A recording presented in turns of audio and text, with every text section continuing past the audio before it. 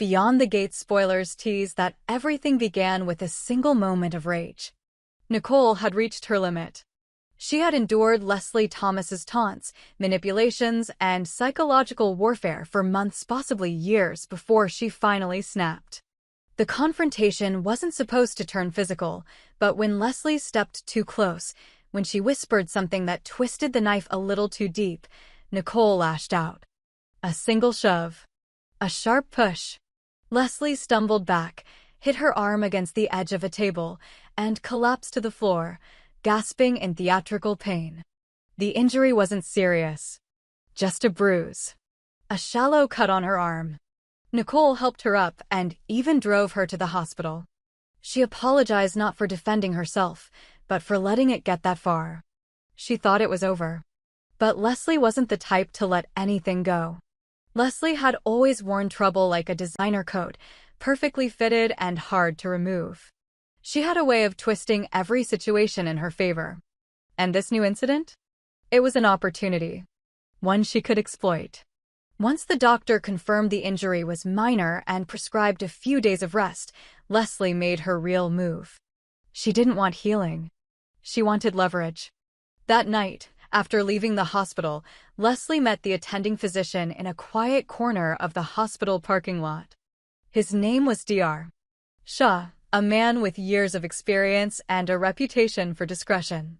Leslie knew he was in debt.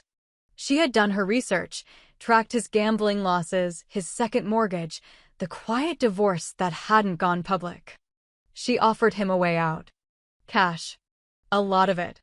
In exchange for one thing, a falsified medical report.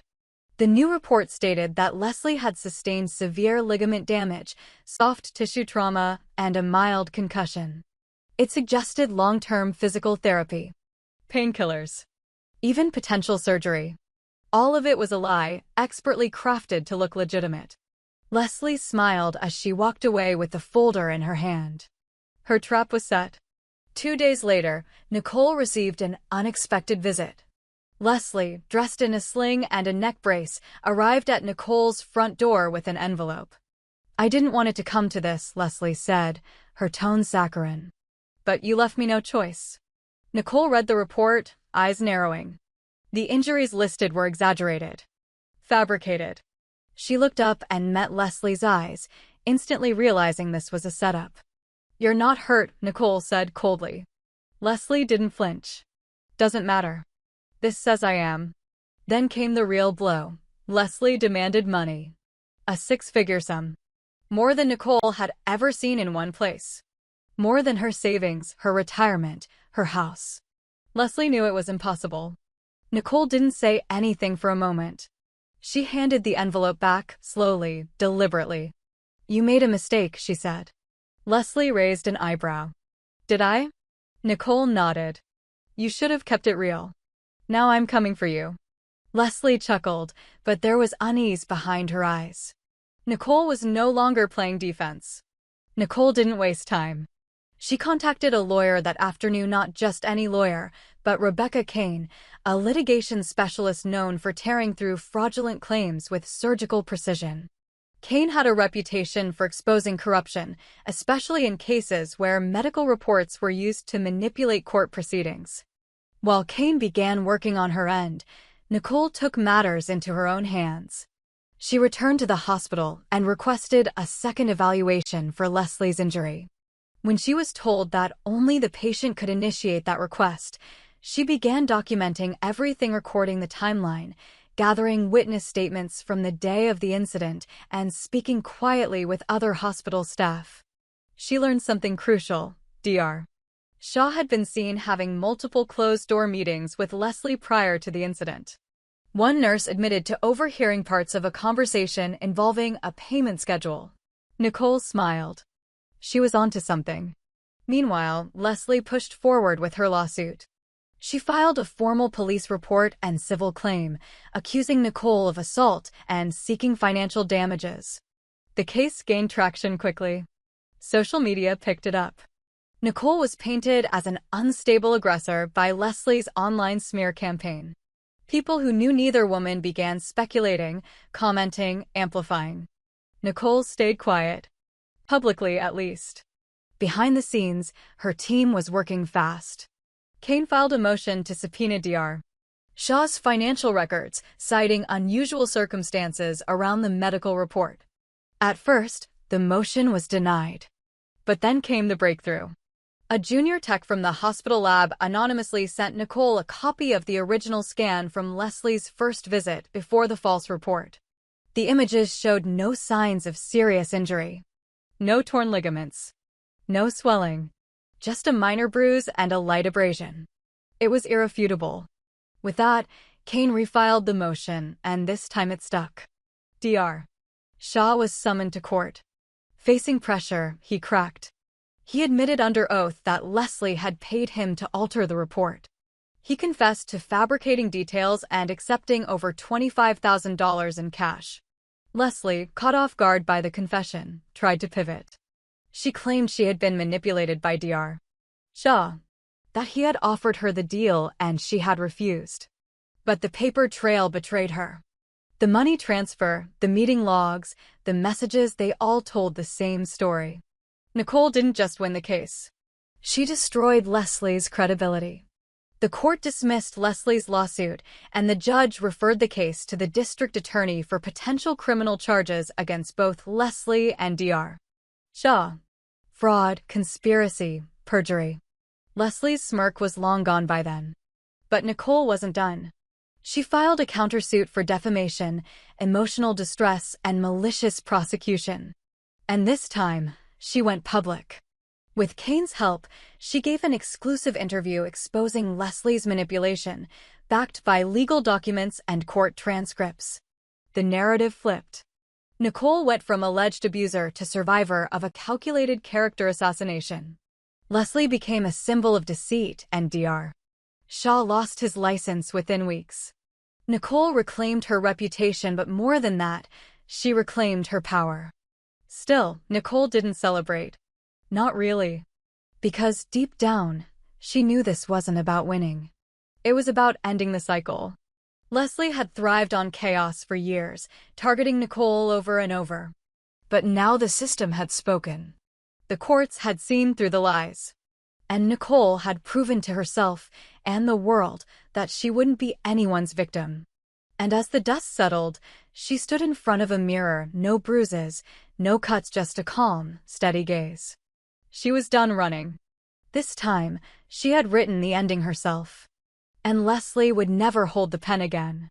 Leslie wasn't used to losing. Her manipulations had always bought her time, control, and power over people who underestimated her. But now the mask had slipped. The court proceedings left her reputation in pieces, her name dragged through legal filings, news segments, and online forums. For once, she wasn't the one directing the narrative. She was the subject of it, and not in the way she liked. After her failed lawsuit and the exposure of her fraudulent injury report, Leslie vanished from the public eye. No more social media posts, no whispers from her usual circles. But Nicole knew better than to assume silence meant surrender. Leslie wasn't the kind of woman who disappeared for good. She was the type who regrouped. Nicole remained cautious. Though the worst appeared behind her, she carried the memory of what Leslie tried to do like a scar. She stayed close to her legal team, reviewed her security protocols, and even considered leaving town for a while. But she didn't want to run. She had stood her ground once, she could do it again. Then came the letter. No return address. No postmark. Just Nicole's name on the front, scribbled in rushed handwriting. Inside, one sheet of paper. You ruined my life. And I'm not done. Nicole didn't flinch. She expected it. She handed the letter to her lawyer, who passed it along to the authorities. But there was little they could do. No fingerprints, no security footage. Just a veiled threat from a cornered animal. Leslie had gone underground. But she hadn't gone far. Nicole began to notice odd patterns. Her trash cans were disturbed. Her mail was occasionally opened. Her name was suddenly attached to an online dating profile she didn't create. She reported everything, but police could only file reports. No real evidence linked any of it to Leslie. Still, Nicole started to question everything. Every unfamiliar car that passed her house. Every stranger who lingered a moment too long. Every sound outside her window late at night. The stress clawed at her sleep, her appetite, her nerves. Eventually, her attorney, Kane, advised her to flip the game again, go on offense. We wait for her to act, she controls the tempo. We act first, we control the board. So Nicole and Kane dug into Leslie's past. Not just recent events, but years back. They found previous restraining orders, sealed settlements with former associates, a history of psychological manipulation that reached far beyond what Nicole had known. The more they uncovered, the more Nicole realized she had only seen the surface of Leslie's sociopathy. They compiled it all. Kane prepared a motion to file a civil harassment injunction that would force Leslie into court again, only this time Nicole would be the one pursuing action. But there was still the problem of finding her. They tracked her through a mistake. Leslie had used a fake name to rent a post office box in a nearby town. When she forgot to update the billing info and an automated receipt was sent to her real email address, Kane's cyber expert flagged it. Within days, they had an address. Nicole debated whether to face her in court again or try a different strategy. She decided on both. She and Kane arrived at the post office on a rainy Tuesday. Leslie, pale and disheveled, was picking up mail. When she saw Nicole, she froze. Her eyes darted toward the door, but Nicole stepped into her path. "You keep coming for me," Nicole said evenly. "But this time, I'm going to end it." Leslie scoffed, but her voice lacked conviction. "I told the truth. You attacked me. Everyone saw what you did." Nicole leaned in. "And now everyone knows what you are." Kane handed Leslie the notice of the civil injunction. She was being served. Leslie looked down at the paper, then up at Nicole, for once unable to find a single word. The next court date arrived 3 weeks later. Leslie didn't show. Nicole and Kane pushed for a default judgment. They won. A bench warrant was issued for Leslie when she failed to appear at a subsequent hearing regarding the doctor's criminal case. Dr. Shaw, now a disgraced figure cooperating with prosecutors, testified that Leslie had contacted him again, trying to coerce him into retracting his confession. It was the final straw. Leslie became a fugitive. But Nicole still didn't rest. Not until she knew Leslie couldn't strike again. Months later, a breakthrough came. Leslie had been hiding in a rural property registered under a shell corporation she created years ago. U.S. Marshals found her living under a false identity, teaching yoga classes and telling people her name was Mara. She was arrested quietly, without drama, but the image of her being led away in cuffs circulated widely. Nicole watched the footage once. Just once. Then she turned it off. The final court case lasted weeks. Fraud. Perjury. Conspiracy. Witness tampering. Leslie pleaded not guilty, but with Dr. Shaw's testimony, Nicole's evidence, and the forensic accounting done by Kane's team, the verdict was swift. Guilty on all counts. Sentenced to 12 years with no possibility of parole for at least 7. It was over. Nicole walked out of the courthouse on the final day into the bright morning sun. Her name had been cleared. Her dignity had been restored. And the person who had tried to destroy her from the inside out was gone. But more than vindication, what Nicole felt was something rarer: stillness. No more waiting for the next strike. No more wondering who would believe her. No more playing defense. She could finally live. Not just as someone who survived Leslie, but as someone who ended her. With Leslie gone and the courtroom silence behind her, Nicole found herself staring at a world she no longer had to defend herself against. But surviving someone like Leslie meant carrying invisible damage, a kind of internal rearrangement, a rewiring of what trust meant, how danger felt, and where peace could possibly exist. Nicole didn't want revenge. Not anymore. She had already lived it. What she wanted was a return to normalcy, a concept that now seemed unfamiliar. She sold the house. The one where she had faced Leslie on her front porch with a falsified report in one hand and a smile in the other. The one where she'd locked doors out of fear of footsteps in the night. That house no longer felt like a home. It was a reminder of survival, not sanctuary. She moved into a smaller place near the coast, a quiet bungalow with too much light and no shadows. The neighbors didn't know her story. To them, she was just Nicole, a woman who kept her garden neat, read in the mornings, and made strong coffee. But inside, she was learning to live again.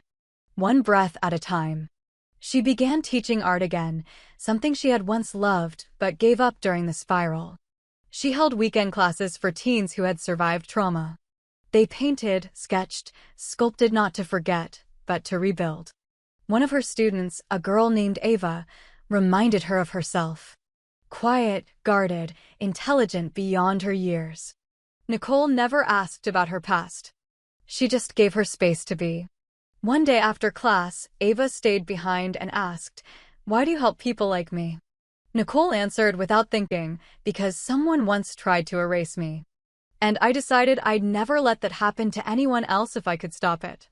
Meanwhile, news of Leslie's imprisonment trickled out of public consciousness. 12 years is a long sentence, but memories fade faster.